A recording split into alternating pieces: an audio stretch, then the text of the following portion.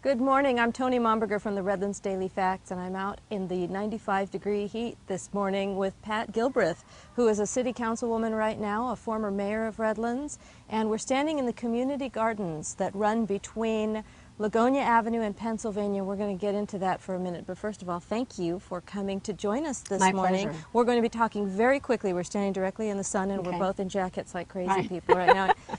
We're going to start shining by the end of this video. Yeah. This community, I am so impressed as I walk through here, and I said to you, where should we meet today? And you said, well, let's go to the community gardens. I'm especially proud of this. Holy Toledo, should you ever be proud of this?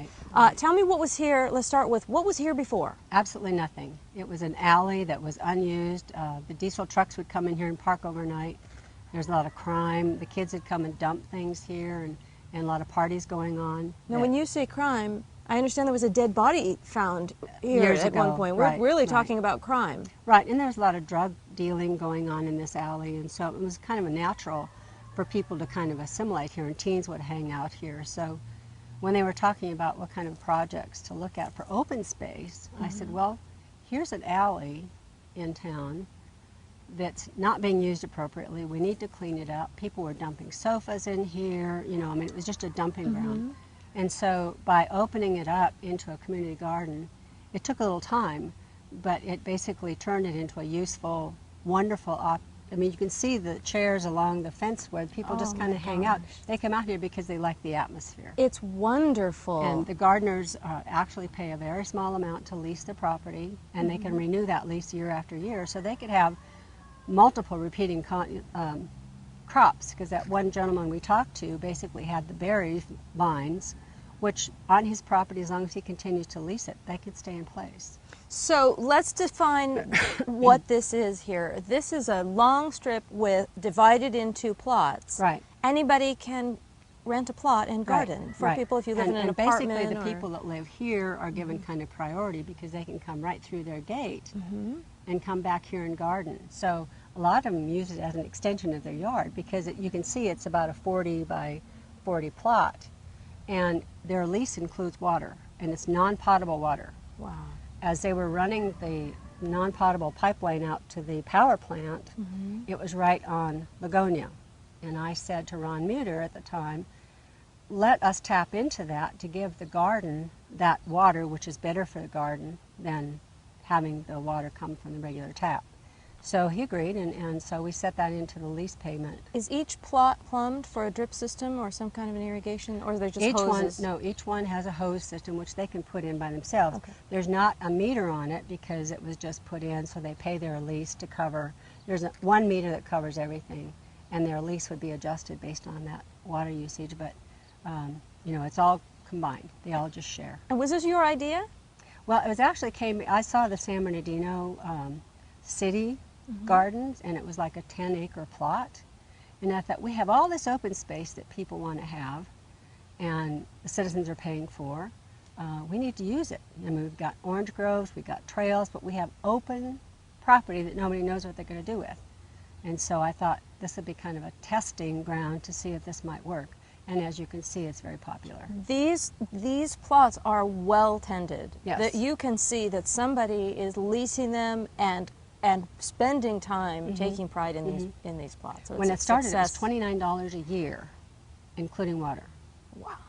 Because this was not useful land at all, and the city couldn't do anything with it. It was too wide to be an alley. There's no reason to have a street going through here, so it was a way to take unused, distressed property and convert it into a useful And I'm seeing a lot of corn, I'm seeing berries.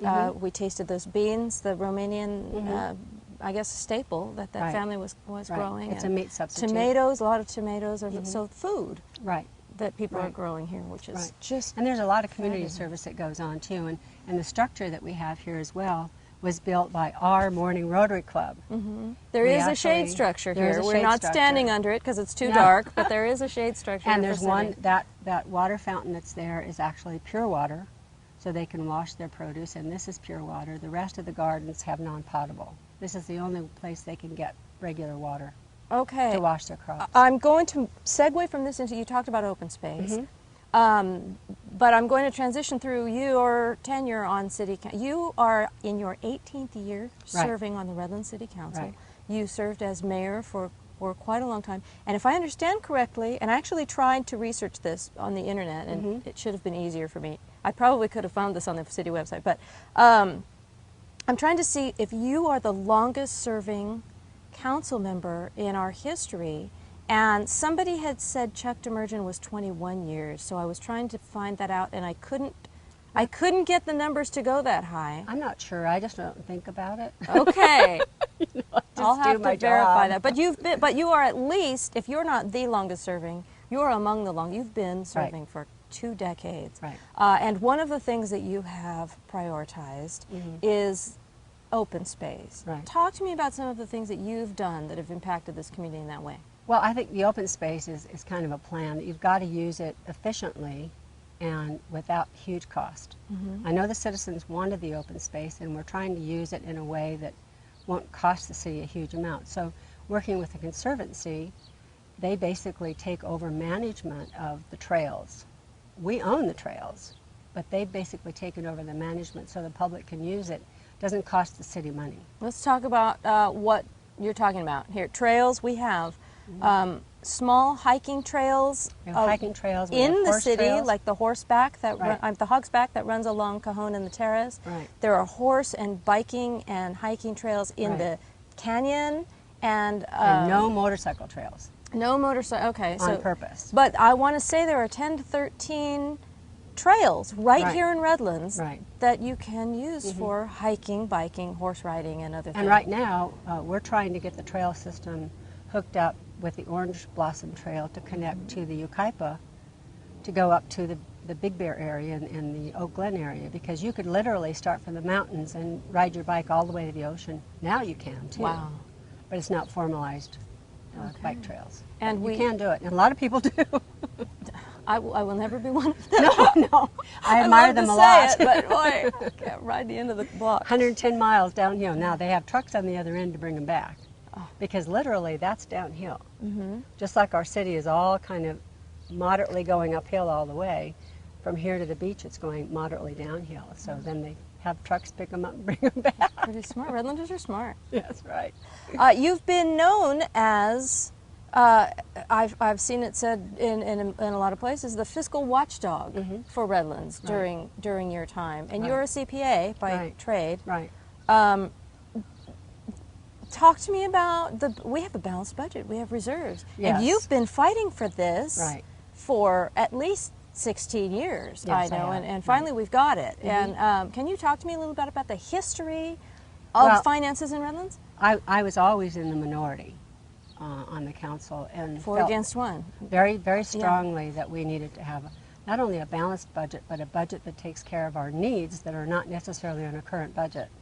So you see a lot of times they'll talk about we need to have a reserve for equipment replacement. We need to have a reserve for fire trucks.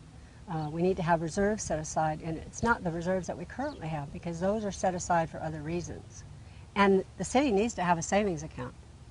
I mean, you need to have a savings account for those unidentified things that might happen. The city's in the same position. I mean, they have got to be secure in what resources they have available when they need them, and not be in a position like some of the surrounding cities that are desperately trying to match needs to their inflow, and they've not done a good job at that. Historically, we haven't had it. No, we haven't had it. Okay. Now, there has been 8 years that they had a negative budget, and I did not support those.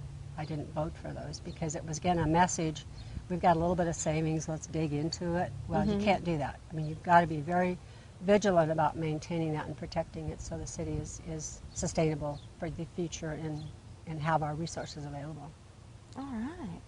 That's something that we are, I think, we're at now. I mean, we've got the balanced budget, we've got some We're not reserves. quite there. We're not there. What's left to do? We need to basically, at the end of each budget, we should have like a sinking fund for equipment replacement. Okay, so you're talking about these specific ones you just mentioned. Right. We don't have that yet. No, we don't. As we get through, I know they're trying to do that in the current budgets, but as we get through with this balanced budget for operations, we need to set aside like a sinking fund. I don't know if you're familiar with that, but in accounting, you have a sinking fund that's in place. And as you use it, you replace it. So if you need to buy a fire truck out of this reserve account, then the next budget cycle you'll start putting back amounts to replace other equipment in the fire department. And the same with the police cars. We need 5 to 6 police cars every year. We're borrowing, and stealing now to get those in place like they should be. And as the economy has presented challenges to us, and certainly it's done that in the past few years, how do we attack this? Well, is it just a matter of priorities? It's a matter of priorities, and basically saying, this is the operational needs that we have right now. We don't expand those operational needs until we start developing these reserves and then feel comfortable that we're in a secure position, and then move forward, and actually then you can open up the floodgates, if you will. And you don't want to do that until you're basically secure on the other end. So it's a sustainability issue. Okay, I'm going to go ahead. You know, we basically, when I was on the council, passed the budget, the balanced budget requirement. And that's all well and good, and that's been operational. But what's not there is a balanced budget beyond that, which means we've got to put aside these reserves to replace big equipment. You know, $1 million for a piece of equipment is not unusual in a city's operation like ours. So we need to have that set aside and be able to tap into that when we need it. Possible? Okay. It's possible. I As the economy improves, we need to say, okay, we're here, we're not going to go anymore. We're going to take the extra income that we potentially will get on increased property taxes. The county assessor says the valuations are coming up. As that money comes in, that's sustainable money that will come every year based upon the value of the property. Okay. So as it's increasing, we need to say, okay, comes first. We'll take care of operations, but then any excess has to go into these reserves until we're comfortable there now. So the hard part is done. We have figured out how to live on very little. Right. And now, as we get more, we continue to live on very little. Live on very little until we're secure with the savings part of it. All right. Let's talk about you. Yeah. Where are you from? I'm from North Dakota. How long ago did you come here? I came here in high school, and I've lived in Redlands a little over 30 years. And you raised your children here? Raised my children here. Yeah, and they loved living in the city. It's a village. I call it a village. I don't view Redlands as a city. I mean, a city to me is concrete and but we all know each other. We all know each other. Yeah. And literally, if they did something at school, I knew about it before they got home. Sure. And so I love that. They didn't like it, but I loved it. So, but it basically helped, control. I think our children in the community that grow up here recognize that they're responsible. Yeah, that's definitely resounding with me as the editor of the paper. When stories come through, and that's my job to report on the good and the bad. Right. And my first response is always, oh my goodness, those are my friends. That's right. Exactly. So that's, yes, we are. But I mean, just the base that we have in volunteerism. How many cities around can get 2,000 or 3,000 people out on one day, every other year or every year, to have a major project? Community Service Day you're talking about, our work day. Of. And you are a member of Rotary, Sunrise Rotary. Right. I know you volunteer with the Symphony. In fact, this summer you were in Dancing with the Stars. Yes. Am I allowed to tell your age? Because I think it's remarkable. Okay. You can tell my age. You're in your 70s, right. Let's say, your early 70s. Right. And I just think, holy Toledo. Everybody who's not 70 is saying, I sure hope I look that good. And am that active and strong. Thank you. And it's still giving. And no physicians have done my face. I've seen some physician-worked faces, and I think that it's a good idea. No, I come from Norwegian stock, and I'm very proud of that. My father was Irish, and my mother was all Norwegian. My grandmother was widowed on the farm when she was pregnant with her 8th child. Wow. My other grandfather was killed in a farm accident, unrelated to, the two areas that they were farming in. And so these women raised their children, got them through college, and worked as a short order cooks. I mean, doing whatever they could. My other grandmother worked in a convent hospital where she took care of the nurses and the nuns that lived with her. And, I mean, these women were just remarkable women, and so they were very good role models for me. What have I missed?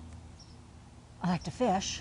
Oh, that's right. I fly fish. That's right. Where do you fly fish around here? All over.